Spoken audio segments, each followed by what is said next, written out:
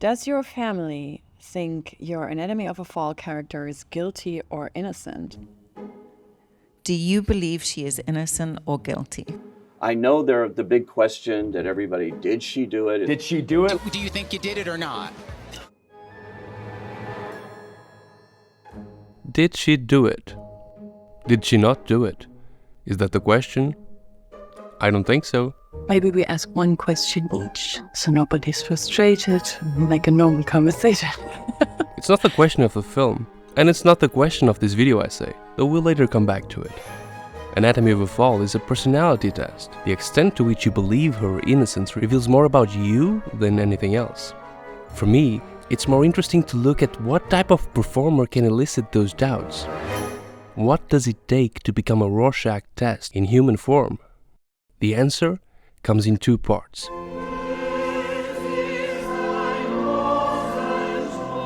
We need to go back almost 20 years to find Sandra Hüller's first film role. 2006 Requiem is a period drama about epilepsy, with just a sprinkle of exorcism thrown into the mix. Vater unser im Himmel. Dein Reich.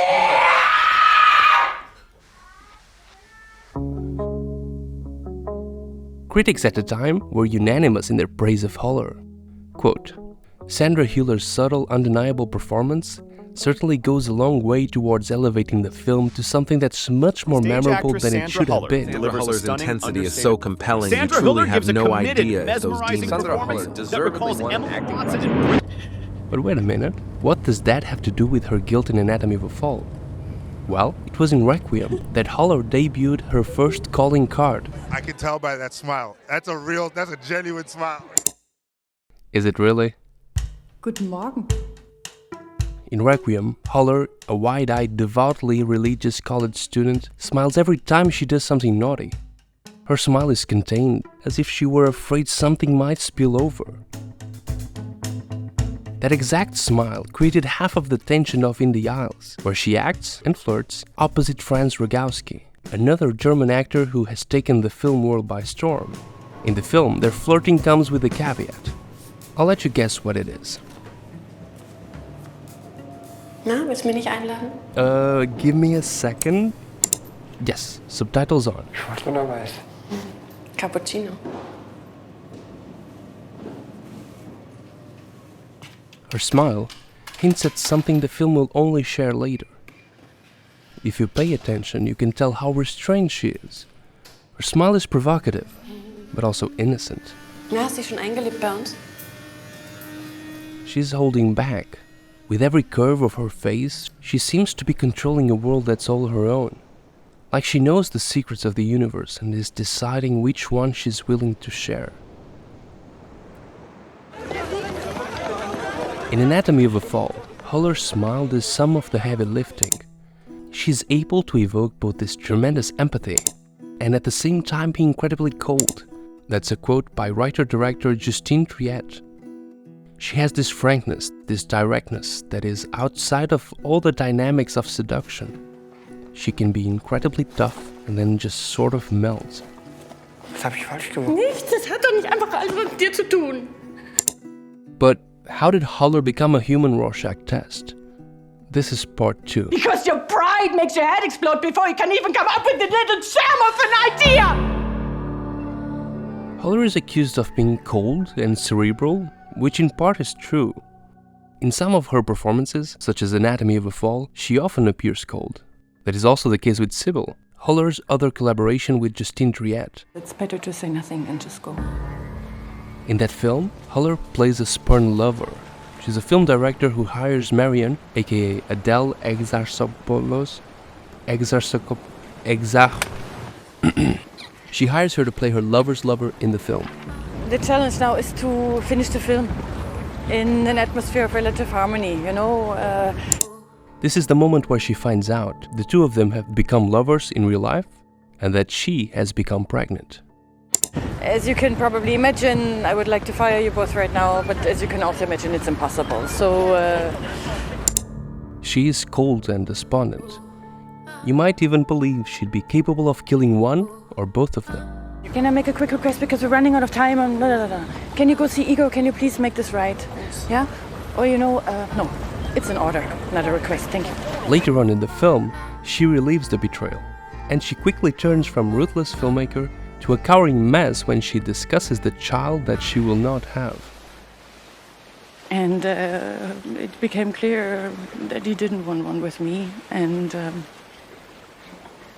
it took me some time, but I learned to accept that. It's okay, but... Probably a tad too human to commit cold-blooded murder. The interesting thing about Huller's performance in Anatomy of a Fall is that the angrier she gets, the more innocent she seems. In this scene, she doesn't exactly come off in the best light. The people that you grew up with, they look down on me whenever I don't make the effort to smile at them. She's a cheater. I have to accept that you fuck other people. I do not fuck other people. Don't deny it. Once, and you cling to it. She's self-centered. all this blah blah blah here and more time is gone. She's manipulative. Do I force you to homeschool Daniel? No one's forcing you. All this arguing is only eliciting a response from her reptilian brain. It's all just problem solving. A simple game of you say this, I say that, and let the best argument win. Do you understand? It's not my time, it's yours. Her husband is clearly having an emotional meltdown, yet she seems unable to empathize with him. Nothing gets under her skin. Until... You don't give a shit if it hurts me and Daniel. You leave Daniel out of the game here. the first mention of her son, and she's off to the races. This is not about Daniel. I do not impose anything on Daniel. You made us live here, among the goats. You complain about the life that you chose. You are not a victim. Not at all. Your generosity conceals something dirtier and meaner. You're incapable of facing your ambitions and you resent me for it, but I'm not the one who put you where you are. I've nothing to do with it. You're not sacrificing yourself, as you say. For the first time, we get to the bottom of what she's feeling. From the moment she attacked her parenting, it stopped being about who's in the right. You choose to sit on the sidelines because you're afraid.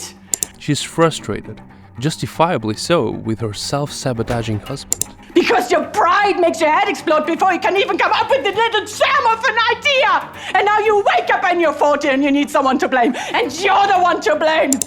At this point in the film, you stop believing that she's just a cold, manipulating human. And that's all in her performance. Do you believe she is innocent or guilty? I think she's guilty. Guilty of delivering one of the best performances of the past decade. She's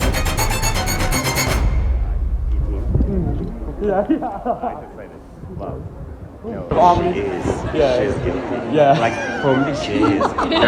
There are many things. Like she started by lying, you know, like she started lying, and then she had like, well.